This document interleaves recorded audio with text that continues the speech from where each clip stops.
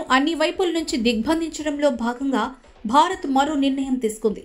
సింధు నది జలాలను అడ్డుకోవడం ద్వారా ఇప్పటికే పొరుగు దేశాన్ని ఉక్కిరిబిక్కిరి చేస్తున్న భారత్ తాజాగా బగలిహార్ జలాశయం నుంచి నీటి సరఫరాను నిలిపివేసింది. ఇది జమ్మూలోని రాంబన్లో చినాబ్ నదిపై ఉంది. విద్యుత్ ఉత్పత్తి ఉద్దేశించిన ప్రాజెక్టు నుంచి నీటిని వదలకపోవడం వల్ల పాక్లోని పంజాబ్ ప్రావిన్స్కు సాగునీరు అందడం లేదు.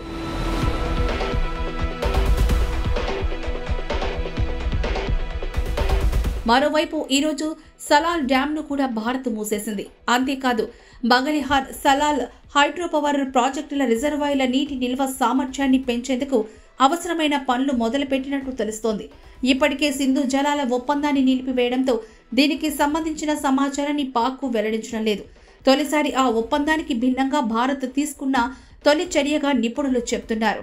అయితే జీలం నదిపై ఉన్న కిషన్ గంగా జలాశయం నుంచి కూడా నీటిని పాకుకు వెళ్లనివ్వకుండా అడ్డుకోవాలని కేంద్ర ప్రభుత్వం యోచిస్తోంది.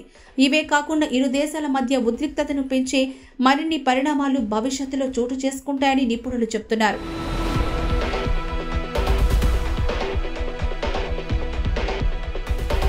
గత గురువారం నుంచి ఒక రిజర్వాయర్లో బురదను తొలగించేందుకు ఫ్లషింగ్ ప్రక్రియను భారత్ మొదలుపెట్టింది. దాదాపు 3 రోజుల పాటు ఇది కొనసాగింది.